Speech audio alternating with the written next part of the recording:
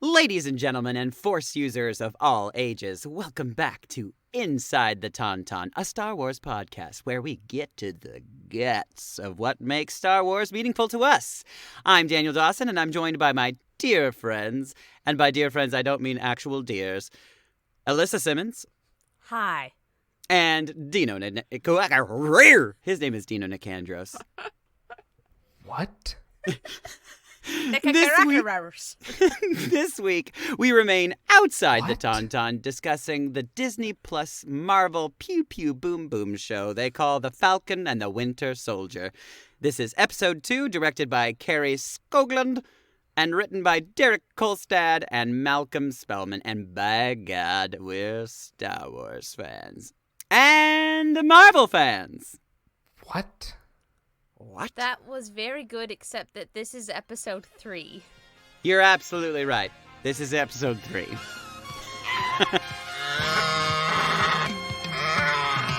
I thought they smelled bad on the outside.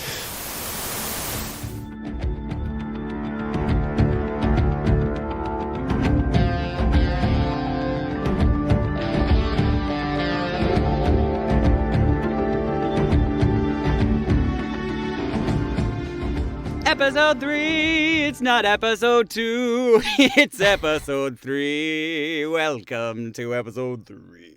My I can't goodness. sing that well. I'm sorry. Oh, This wow. is why we don't let you behind the wheel of the car. You're right. That's right. Also, I've had coffee today. Oh, good. We're in for a treat. Yeah. Mm-hmm. And by treat, I mean a pile of feces. Guys, so episode 3, do you want to just tell me what your overall thoughts and feelings were? Because I had a great time watching it. Yeah, I did too. It was fun and suspenseful and full of Marvel silliness. It was filled with Marvel.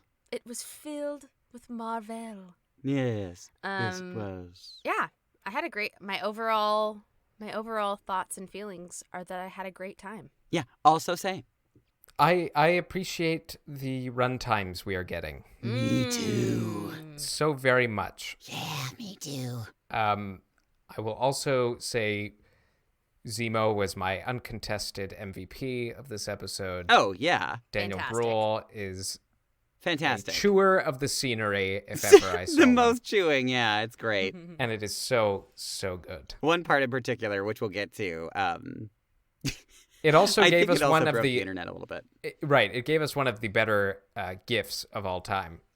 Yeah, definitely. So I just want to do something crazy and start with the ending first. Okay. Ooh. Because I can't wait any longer to talk about it. Oh my Go God, for it. Go we for got it. Florence Kasumba as Ayo from Wakanda, and she's looking for Zemo. Presumably to bring him to Wakanda for justice for killing the former king in Captain America Civil War. Wow, wee wow.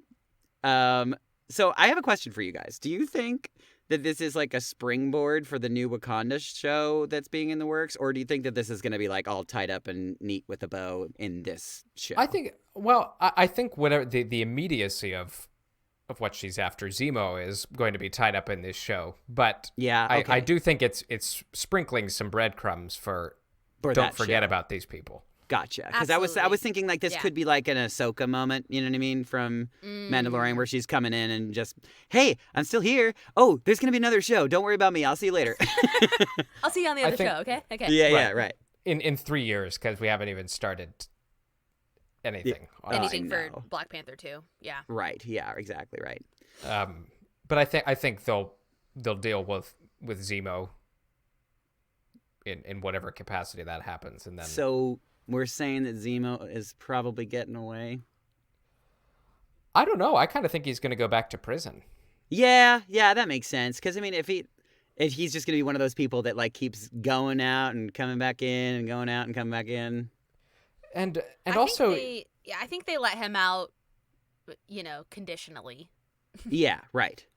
They weren't He's like, there- he might- we're he- bringing you out of here for good. Like, Yeah, they he's- were like, we need you, so you're going to get out, but then we'll put you back in. I mean, Yeah. I don't know. He's got his own agenda.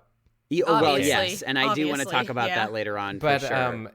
But Bucky does say, he's super backwards, but he does have a code, and his whole thing is like, get rid of superheroes at all costs. They cost me my entire family. Whoops. And then maybe he goes back to prison. He's like, okay, I had a great time. Thanks for letting me out. I just needed to get out and dance.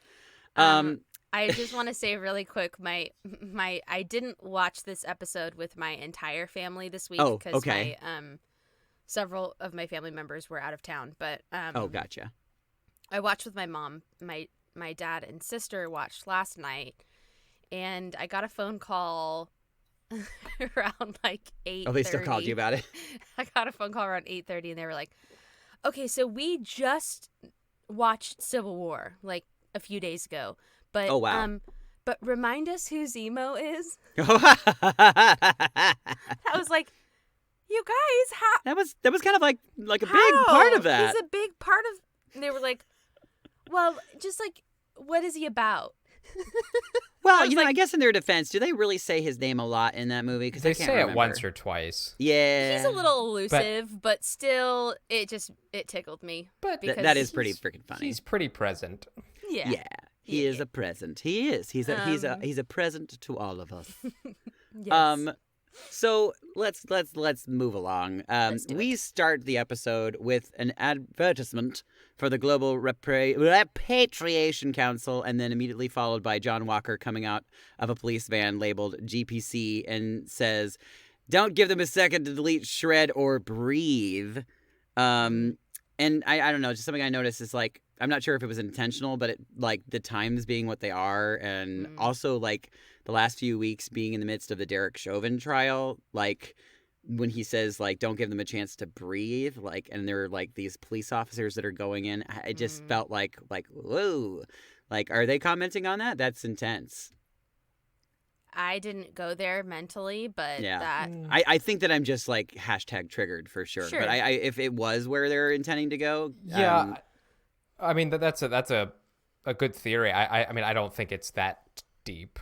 Yeah, I mean I'm sure. I mean it might not be directly like looking into that. Sure, trial, we can. But police brutality, Well, and this episode, even though John Walker isn't in it very much, he's barely there. It does set up just how different he is from Steve. Yeah, and also his little temper tantrum when the guy spits on him. Yes, he's like, "Don't you know who I am?" It's like that's not Steve Rogers at all. Oh my goodness, and it's interesting too because it also felt like we're getting the seeds of his buddy being like, "Ooh, that was a little too far," and like, maybe they're gonna have like a split at some point. I don't want to talk about this too long, but I do just want to mention it. I understand that people feel really strongly about Wyatt Russell and his role in Captain America, but right. as the new captain. But like, I'm gonna speak for both of you and say that like, we don't condone bullying and we don't condone,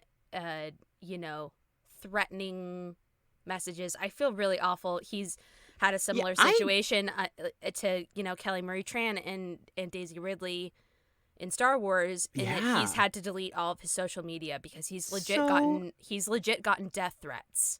Now that's insane to me. Like I understand like the hate of the character because and everybody, just to be clear, like, you're not supposed to like him. Right, yeah, 100%. He even said that. He said, "I did my job." Like, he gave a great interview a couple of days ago where he's like... Yeah, he fucking nails it. People are going to feel how they feel about me. Like, right. And that's how people felt about John Walker in the comics and about U.S. Agent in general. So what are we even talking about here? Like, how... Yeah. And the same thing happened with Sebastian Stan was saying a couple days ago that people have been walking up to him and trying to trigger the Winter Soldier by using the trigger words. Oh my God. For God's from the book. And it's like, so spooky. You have to be a special kind of stupid. I'm sorry. I'm sorry. I don't have... This is not real life, you crazies. Yeah, so seriously, get a hobby. Yeah, I understand being passionate about it. Obviously, we're chatting about this very, very clearly. Yes. But, There comes a point.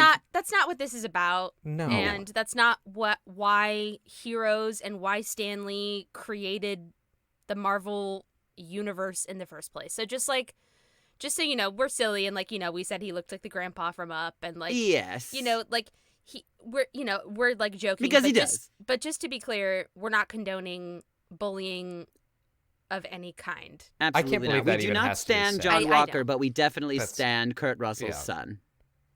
No, Wyatt is. He's doing a great job. He's killing it. When he elicited that reaction from us because he is a very skilled actor. Yeah, and exactly. Because of how all he different had he to is from do Steve. was wink. And he And set I the was like, internet nope, aflutter. Yeah. don't like it. It's very. That is some power. Yeah. Anyhow, so I just wanted to cover that real quick. Great point to bring And up. then Thanks for saying that. I'm also sorry we even have to. I know. Yeah, same. That's creepy, but that is the world that's that going is the on world right now. that we live in. Well, Back moving to on. the episode. Yes. So we basically get Sam and Bucky on the hunt for the person who developed the new batch of super soldier serum. And since they suspect that Hydra might have something to do with it, they call in their old pal Zemo in prison to see if he has any info. So they bust him out via the old tried and true starting a prison riot method, and which Well, and I love that he's reading Machiavelli. Yes, I was he's the literally most just about to say that. Machiavellian. Yeah, you said that last week, Dino, or the week before. Yeah, last week. Yeah. Like he is the pinnacle of the Machiavelli villain in Marvel. 100%. I mean, if for those of you out there that are not really super familiar with Machiavelli, he basically coined the phrase "the ends justify the means," and I mean, that's like Zemo to a T. Well, and it's his the basis for ideologies go. Well, it really informs his worldview because he can be all things to all people depending on how advantageous it is to him. He's every woman. Which is a really scary way to create a villain. Yeah. To have them be motivated by a lot of different things, and that's creepy. Well, and it's all rooted in trauma. Yes. I mean, yes. Right. We never want to go full empathy with people like this. Right. I always end up being. But I Dino always end does. up being Dino the one definitely will. who goes to bat for these people, and I promise you that does not Every time. inform my worldview at all. But I think, I've said it again and again, villains are far more interesting when I can see exactly where they're coming from. Yeah. And it's understandable, why he's doing the things he's doing. His family was killed by the Avengers. I mean, granted, it was an accident, but it's like...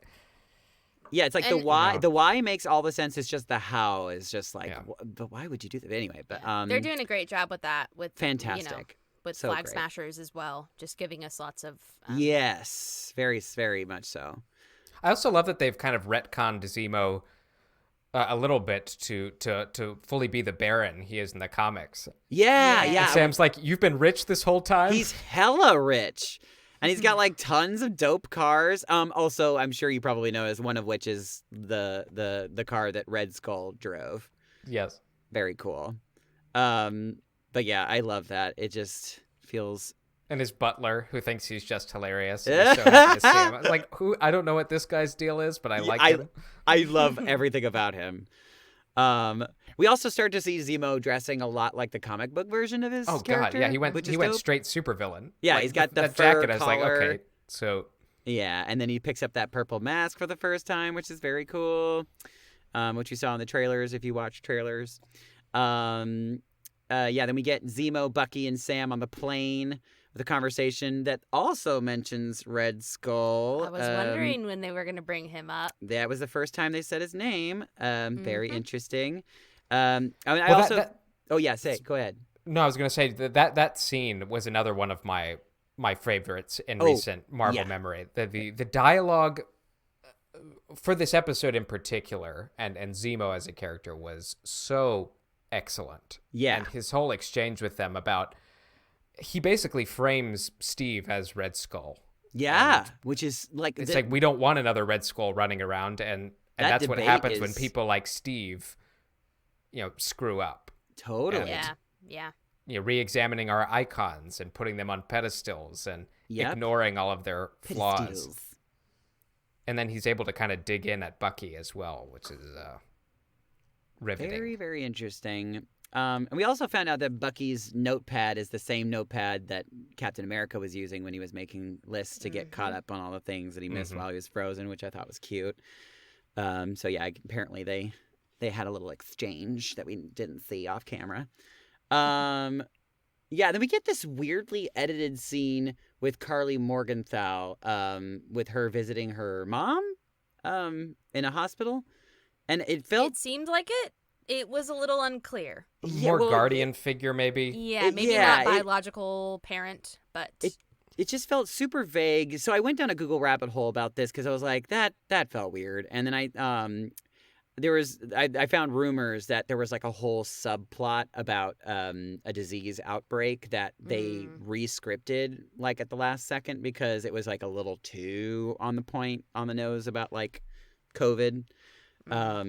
Which I'm like, I don't really know why you would change it because I mean, why not? So like, maybe keep something in that's like that actually we can attach to emotionally, and it's relevant. Maybe the plot line in the first episode about them stealing vaccines, that's really exactly were what vaccines. I was getting to. Yeah. 100%. Yeah, I think that it's clear from the Flag Smashers' role in this episode that the vaccines they were talking about were not super serum.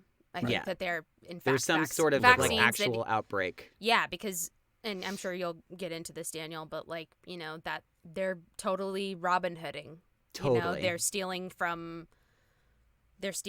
food and supplies to If Robin Hood had to, explosives. Yes. If Robin Hood also blew people up. Right. To displace communities. So it's interesting. Another reason why I was like, this scene potentially could have been a bigger deal because mostly just because I looked up the lady that was on the bed and she's like a phenomenal actress, and it was just like, why would they cast this like brilliant actress to just maybe we'll get some more flashback scenes. Yeah, and that's what I was thinking too. That's possible. We still might not have seen all of because they brought up her Donya, right? Yeah, her Donya, name. that's right. They brought her name up like a couple of times, numerous times, other characters too. Yes, right. But yeah, interesting. Also, too, I think that like I've started to, now that I've been breaking these episodes down more and more, I start to recognize when you see a person like talking and then they go away from that character and you just hear the voiceover and you're looking at another character, I'm like automatically sus of whatever that is because it's very easily something that they could have voiced over later and changed because they, had a script change or whatever it is. But anyway, I digress. Then we get to Madripoor. Oh my God. Fictional criminal haven located somewhere near Singapore. Super cool and very different vibe from anything we've had in the Marvel films so far. It almost gives, like for me, it almost gives off a John Wick, like cyberpunk vibe. Well, the writer of this episode wrote the John Wick movies. There you go. Exactly right. And it's so funny too because I remember saying that in my head and then like getting towards the end and I went to go back to the writer. It's like, oh, okay, there you go. Derek, that there it is. Well, and there's a reason this episode felt the most cinematic of the three. Totally. It felt like a Falcon Winter Soldier film, movie. Oh, absolutely. Yeah. The framing. Cool them places. driving in with all the bikes surrounding them. So cool. It was so cool through the tunnels and you get the cars, you get the planes, you get the different locales. Yeah. So they're in Madrid. Just to clarify, they are in Madripoor because Zemo has some underworld contacts that are going to help them, kind of, as he put it, climb the ladder to find the serum, the maker of the serum, or at least find out who made it or whatever. Right. But yeah, it's exciting that we're here finally because there's just so much cool comic lore that's steeped in Madripoor, and I just can't wait to see what they do with this place. X-Men. I know, right? X-Men. Wolverine specifically. So yeah, right, exactly. Sam is given the alias Conrad Mack, the Smiling Tiger, who is a comic book character that ends up as a villain chilling with the Thunderbolts. And we've seen several references to the Thunderbolts so far in this show, so that's very interesting. They coming. They be coming. And Zemo is setting them up. Yeah, 100%. Very cool Easter egg. As they're walking through the streets, we see signs for shops and bars and such, and one of which is called the Princess Bar. And if you're a fan of the comics, you might recognize that locale that Wolverine goes to that bar. But yeah, I'm overhyped. Like, seriously, if they even give like a hint of Wolverine's existence in this show, I mean, maybe not obviously like a cameo, but even if they like whisper about it, I'm literally going to lose my shit. But yeah, I don't think they're really going to do that, because I think that would be like such a crazy name drop that people be like, but that would be cool. But yeah, then they go to the Bronze Monkey, which is another locale from the comic books, I mean, to find Selby, who should have the info that they need. It seems the Power Broker is some beef with Zemo. Yeah, who do you think... Okay, so I know this is probably a little early on in the episode to talk about this, but who do we think the Power Broker is? I mean, do you think it's someone we haven't met, or like, do we think maybe it's like the Mandarin, but like the real Mandarin? Because we assume that the Mandarin lives here in Madripoor. But yeah, do you think that this maybe like the Power Broker is like a setup for Shang-Chi, or is that just something that's sort of dusted like in between that? So that I've seen a couple theories floating around online, and my first thought was it's Sharon. Okay, now that I also thought that too. Now the only thing that leads me to believe it's not her is that Zemo specifically uses the pronoun he. He does, times. but that doesn't necessarily mean much. They asked if he'd met him, and he said no, only by reputation. Yeah, so it would be a cool reveal, and but that being said, probably a little too obvious. Yeah. But my bet on Sharon though is that she's at least working for him, at the very least. Yeah, or she could be off doing her own thing. I mean, she could still be engaged with S.H.I.E.L.D. people, but I doubt she could be like a double agent, or like. So this is all her kind of newfound cynicism is maybe a cover, but probably she might be not. Also like what do you call it, like freelancing, and she's like freelancing for the Power Broker. I saw it suggested elsewhere, and this is where the Thunderbolts come in. Okay. That what if it's Thaddeus Ross, who's the Secretary of State? He forms the Thunderbolts in the comics. That's interesting. And what if he is because he couldn't put a leash on the Avengers after the events of Civil War, sure, and Infinity War when they were on the run, he decided, okay, we recognize that we do need heroes, but we need heroes that can be controlled by the U.S. government. So John Walker's in that category. Maybe Zemo signs up. Abomination, if you want to go all the way back to the Hulk Abomination movie, which is when we were introduced to Thaddeus Ross. So Abomination. There are others. That's an interesting I would be all about that. That theory. Would be very fun. I don't know though. Something tells me it's not either of those, but something tells me it's Mephisto. But yeah, very interested to see what they do. It could definitely be Mephisto. Oh, no. It's you fucking said it. You said it. That's it. Absolutely Mephisto. 100%. That was where I was going, so I'm very glad. Yeah. I mean, I'm glad we're on the same page. It's Mephisto. Always on the Mephisto train. Choo choo. So they meet with Selby, who I love this actress. She's dope. She tells them where the scientist who created the super soldier serum is Wilfred Nagel. She gets shot by a sniper bullet. Whoops. Who we later find out. I mean, I assume we don't actually see her shoot, but I'm assuming it's from Sharon Carter. Yes. Yeah. It feels like that's the case. Well, this whole scene is great when she makes Sam pick up the phone. The phone rings and his sister Sarah's calling, and so great. and she's like, Sam answer was just it on hilarious. speaker. Sam was hilarious this entire like nightclub Yes. situation. Oh yeah, the drink. He had to drink The Smiling drink- Tiger's favorite drink where they cut something out of a snake and Yeah, pop it it in the... seemed like I love that. don't know It's what so it great. was. And he does like the Eggs, double maybe? take. Yeah, he He wins, killed it. He wins the award for funniest human in this he was episode. great. Yeah, freaking hilarious. But yeah, then the show immediately turns into a John Wick film, which is obviously super fitting because Derek Cole's dad, right, is the writer. Yeah, and have you guys ever seen John Wick, by the way? Yes. Mm-hmm. I literally just watched all 3 movies like a few weeks ago, and I'm freaking obsessed. Yeah, they're good. So They're freaking. good. It's just like They've every fight scene is a mastered work of art. violence. What's Like it? Yes, so they've violent. mastered violence to a T. And Oh go my God. YouTube Keanu Reeves studying up to be in these films. Oh. He is proficient with every gun one could imagine. It's just nuts. That does not surprise me about him. He Yeah, totally he's seems just like I that love that person. man In so it. much. Yeah, He's just so great. So yeah, Sharon reveals herself to Sam and the gang, and they go back to her place while they discuss what to do next. She's living the high life. She's living the high life. Yeah, she's like selling like really fancy paintings that she's apparently stolen, or at least, When they run with the theory that all the paintings in museums are largely fake and that the real stuff is in places like this and gets Which sold is on so the Being black fun. sold market. on the black market. Yeah. I love that idea. I think that's so great. But yeah, it turns out she knows people who know where to find Wilfred Nagel. And she also knows that he works for the power broker.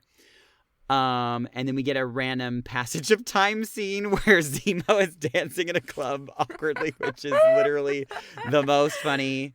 Like, just his like fist pumping is probably going to be It is generated. It'll be the GIF of the year. Yeah. Zemo. Well, she tells enjoying him. She himself. tells him to blend in. So Yeah.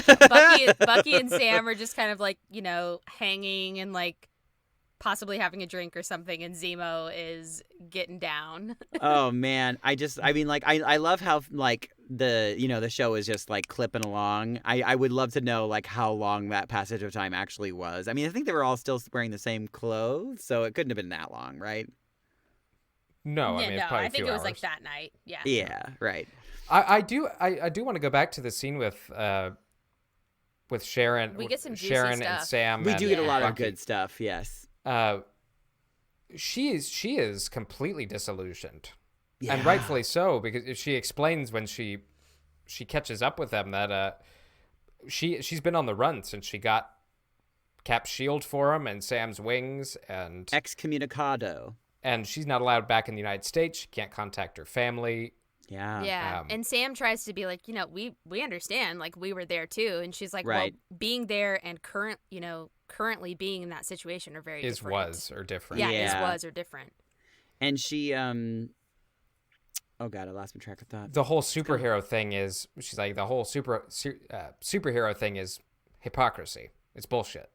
Yeah. And she's completely soured on the idea of Steve and which also kind of fitting, because last time we saw them together, they kiss and then bye. Yeah. I'm gonna go with my real girlfriend. Sorry.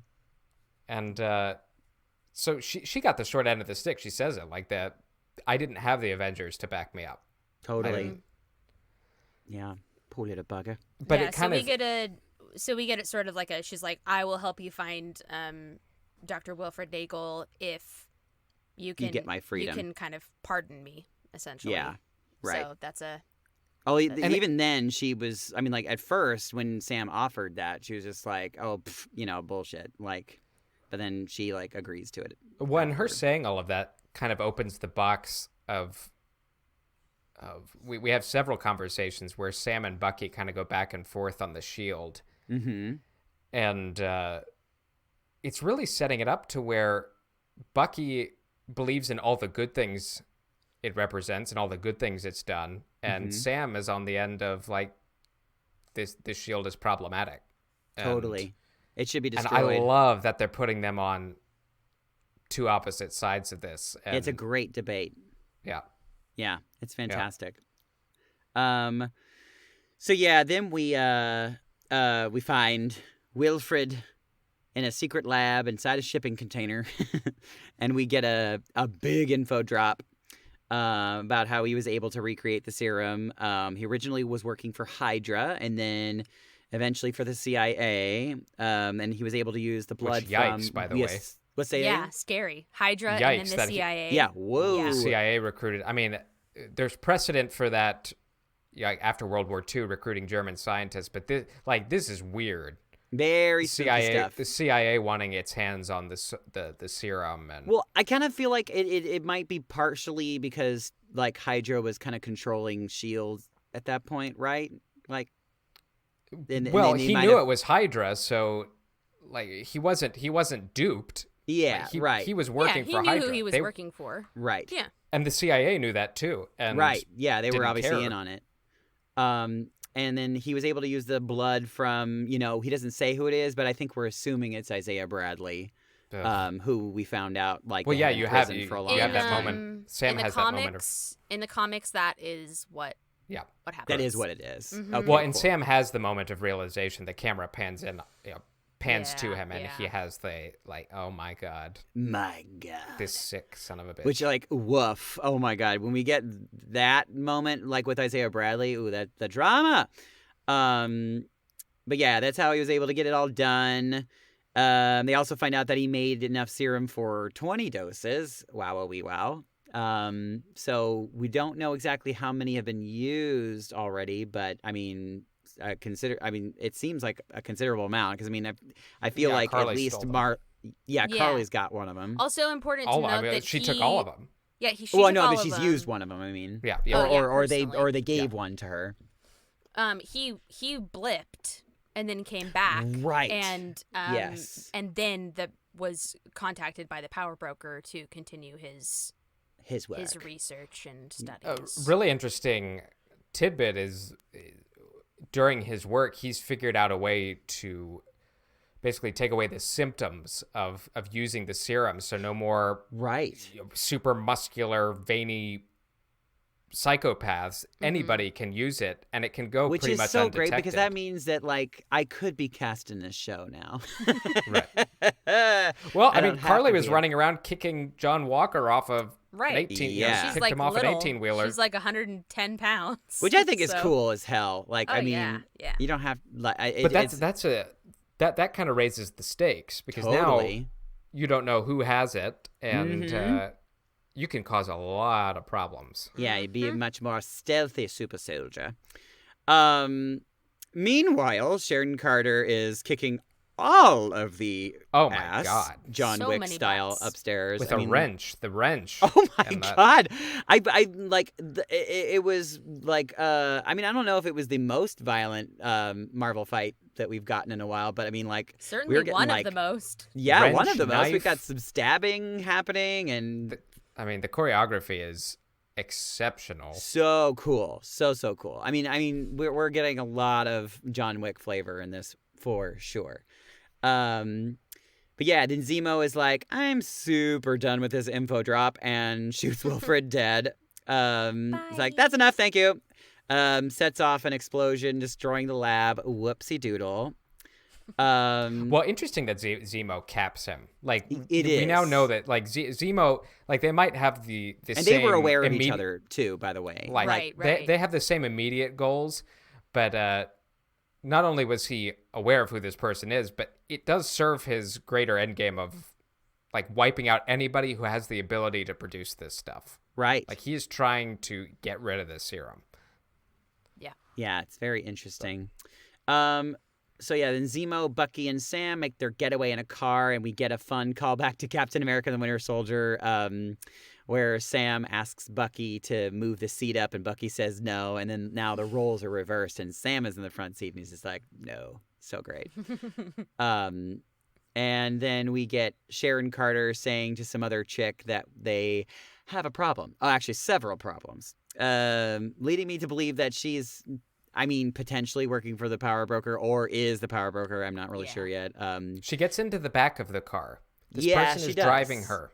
Right. So she matters. She does. She's if she's not the power wearer, she's high up the totem pole potentially. Yeah. But yeah, she probably. I mean, then that got me thinking about like why she would even take them to see Wilfred, you know. But I mean, like I think that she probably intended to lead them to him so that they could get the information about the serum and the Flag Smashers, so that they would go and deal with that problem for them. She needs to find Carly because Carly has all the serum, so she literally holds all the cards. Yeah, right. And Carly even says that in that scene. She's like, we took everything, so he's gonna come to us begging. Right. Yeah. Which is cool. Yeah. It's like they kind of have the upper hand now. But yeah, it's just, I think that the reason, the problems that she's talking about is the fact that like, I think that she didn't intend for them to kill the scientist and also blow up the lab. No. So like, whoops. Zemo's a loose cannon. Yeah. Maybe they weren't. Yeah. I think that maybe they didn't think that Zemo would be there. I don't know. But anyway, and then we get freaking Ayo! So dope. What a cool episode. That was it. Yeah. So cool. So many juicy things that lay and build the groundwork for what's in store. I feel like this episode more than any other, I mean, we're only on the 3rd episode, but like, we're halfway done. No, I hate when that happens. We are literally halfway through. So crazy. Yeah, it just was so freaking fun, action-packed. Yeah, we got some info drop, but it didn't feel too exposition-y, which is good. No. We got the reveal of the new location of Madripoor was like so epic. I can't wait to explore that city more. The high town and the low town, is that what they're called? Yeah, it's just gonna be so cool. Yeah, I'm really interested to see just how at odds Sam and Bucky become, if they are, because we know they get the shield back, but they have a second conversation on their second plane ride, which I was talking about earlier, where they discuss what that shield means, and Bucky is taking it as a personal offense that Sam just kind of trashed it, and then Sam goes a step further and says, I should have kept it and then destroyed it. Right. And then Bucky says, I'm going to take the shield from John Walker myself. So, right. So Bucky feels like, okay, if you're going to be that way, then I'll be Captain then America. I'll do it. Fine. Yep, I'll be Captain America. And which kind of just blows my mind a little bit, because Sam is the natural candidate, because he is. Right. I think he's a lot like Steve, probably more than Bucky, mostly because Bucky has spent much of his life since World War II killing people, and wasn't him, but like he's done some bad stuff. Yeah. Yeah, and I think we chatted about this a little bit, maybe last episode, Dino, with you saying like, Captain America and everything that he stands for and is like always really resonated with me. And, we're getting to see the aftermath of that with people that were close to Steve Rogers and having to experience this new captain that they're not on board with. And the one of the Flag Smashers who had the scene with Carly out in front, and he was, she was like, I always thought I would like become a teacher or something. Yeah. And he potentially might have some more scene work, but his name is Desmond Chiam, and he is a friend of a friend. So I saw his post about being in the episode shared from a couple of people. How cool. It was really sweet and amazing, and he just talks about how he loved Captain America so much as a kid, and when he was young, he had one of his really good friends pass away. And that just sort of connected him even further to Steve Rogers. Sure. Yeah. And he just, in being a Chinese man living in Australia, and again, just with very timely things happening in our world. It just was so so incredible to see a fellow actor get to come full circle in his life, you know, that's really, and really just dope. It's have true. something that's so meaningful to him, and then get to, and they let him take a picture with the shield on set. Cool. So that's the photo he posted, and I just just major congratulations to Desmond Chiam. Yes. And Yes. wow, I love things like that so much. It just Yeah, gives that me gives you all like the tingly feelings. gives me all the good feels. That's Well, dope. and the show is super timely because I don't know whether we all know it or not, or realize it or not. I feel like we do need a Captain America. Just we're all looking for somebody to just fix it. Like whatever it is, it can be any number of things that are weighing on you. But I think everybody collectively, and maybe subconsciously or maybe out loud, is just wishing there was somebody who'd step up and Some fix hero it. that was able to make things better. Yeah. Right, and I just love that the series is tackling that. It's going there. It's not afraid to do it. Yeah, just really, really good. And I hope they dig in even more. Yeah. We got 3 episodes left. Oh my gosh, and where do we go after, as far as Captain America, that kind of section of the MCU? I wonder, if Sam ends up with the shield, does he go back to the Avengers? Does he? Yeah, I don't know what their role in the larger world is going to be, and I hope he does. I really want him to. I do I feel like he will. I think that's the other thing too. Is I've been hearing rumors about, the Phase 4 finale kind of thing, like where, what that is, and I think the rumor is that it's not going to be like a big event where everybody gets together. It's going to be like a group of like groupings of different. Yeah, I think Phase heroes. 4 is largely going to be that, because Spider-Man is going to function as like a Civil War Multiverse style movie with Doctor Strange and Wanda and probably some others. And Doctor Strange, the Doctor Strange Multiverse of Madness is going to be the same thing, where people are coming in and out of each other's movies. But what I think is largely happening, and it's not by accident that they've released WandaVision, Falcon Winter Soldier. Next up is Loki. Right. And doesn't Which it kind of we just got a trailer for? Oh, it's gonna be a riot. I looks love. so fun. But it kind of seems to me that they're setting up the 3 kind of theater, well, I'll call it theaters of war of the MCU. So you have kind of the ground-based, we'll call it quote-unquote realistic, Right. Sure.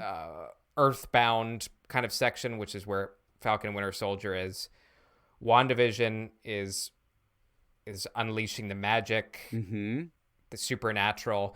And then I think Loki is going to do the time and space. Yep. Yeah. And, Yeah. I think so and too. you're going to have like these 3 parallel. So it kind is of it is the areas. big 3: aliens, It is. wizards, and Right, androids. Quite literally. Right. So I think that's going to be a really useful way of storytelling, that they're going to be able to contain all of these stories. And then whenever we get to, I think the next Ant-Man movie is actually going to be super telling about where they're going. We're going into the quantum realm, right? In that one? Yeah. And the bad guy they're introducing, Kang the Conqueror, is an Avengers level threat. Right.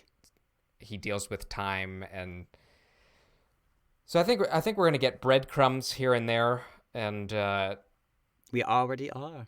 I can't wait to see what the next. I can't wait for the loaf. Yeah, I want the full loaf. It's currently proofing. The delicious Oh yeah, loaf. it's before proofing right It's before. now. It's even before the proof, honestly. Well, anyways, that was episode 3. Dun, dun, dun, dun, dun. We hope that you enjoyed following along with us, and Yeah, and if you like- did, congratulations, because, I usually make no sense. No, So. you did great, Daniel. As far as Star Wars goes. Oh my God! Wait, we're a Star Wars podcast. That's right. We're a Star Wars podcast. We've got a new drop of material on Disney Plus. All of the Ewok movies, which I bet most of you didn't know these existed. Yeah, I'm pretty thrilled. And you're welcome. You're welcome.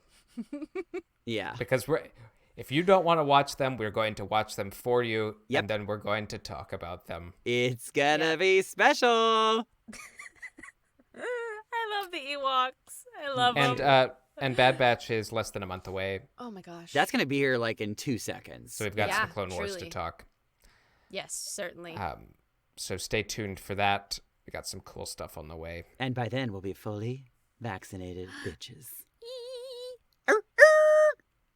So, yes, thanks so much for listening. If you enjoyed, leave us a little comment or subscribe and rate us on wherever you listen to podcasts. Yeah, do it. 5 stars and show your work. Yes. Please and thank you. Yeah, I'm Alyssa Simmons. And I'm Daniel Dawson. And I'm Dino Nicandros. May the Force be with you. Always. I love you 3000.